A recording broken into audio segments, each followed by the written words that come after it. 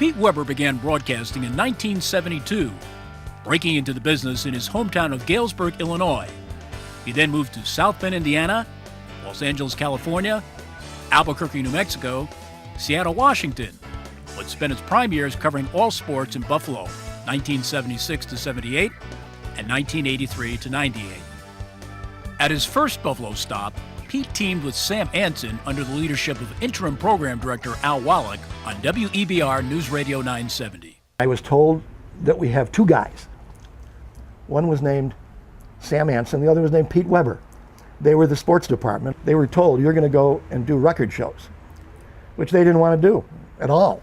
So I programmed in a lot of what I thought was very hip music. I thought it was going great. And they didn't really care. I don't know where they found these songs. I don't know where they got them.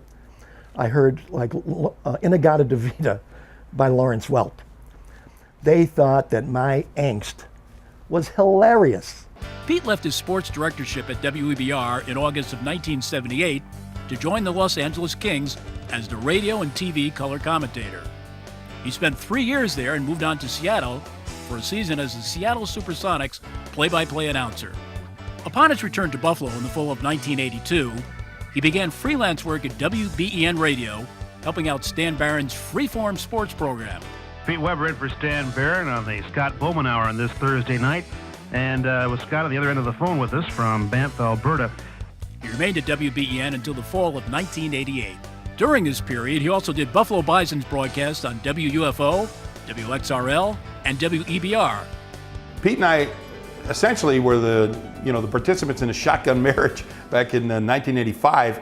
Pete had been doing Bison baseball for several years. I was a nighttime sports guy at WBEN Radio, having taken over for Stan Barron a year or so earlier. The Bisons were making the big move up to AAA baseball in the American Association back then. The games shifted over to WBEN where I was, so they put us together for the home games. Pete would call the play-by-play. I'd get a couple of innings of play-by-play for the home games and a little bit of color. It was an arranged marriage that to me worked perfectly because I was able to learn from Pete.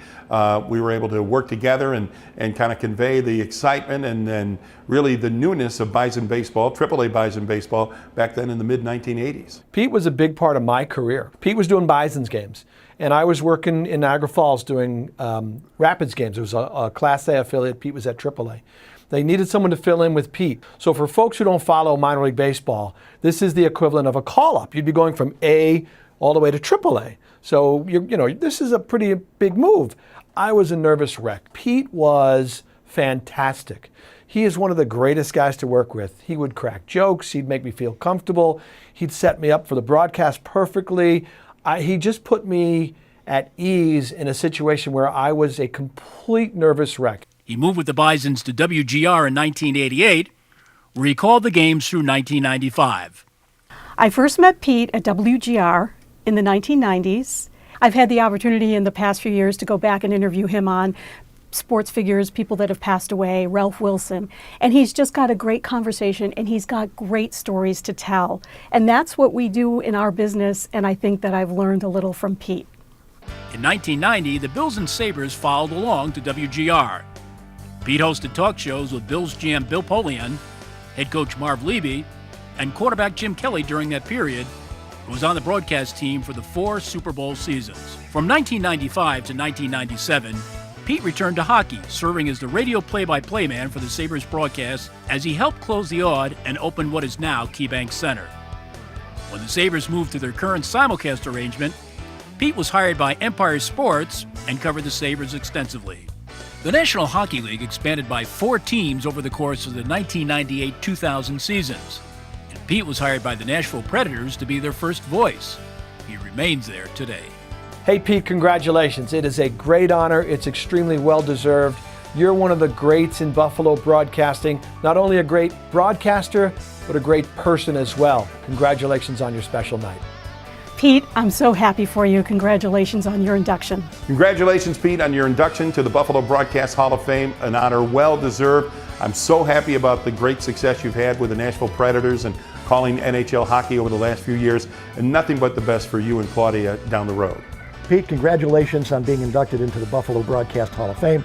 Well-deserved, and I'm sure you've got a few other Hall of Fames you're going to be inducted into. The Buffalo Broadcasters Association is proud to induct Pete Weber into the 2017 class of the Hall of Fame.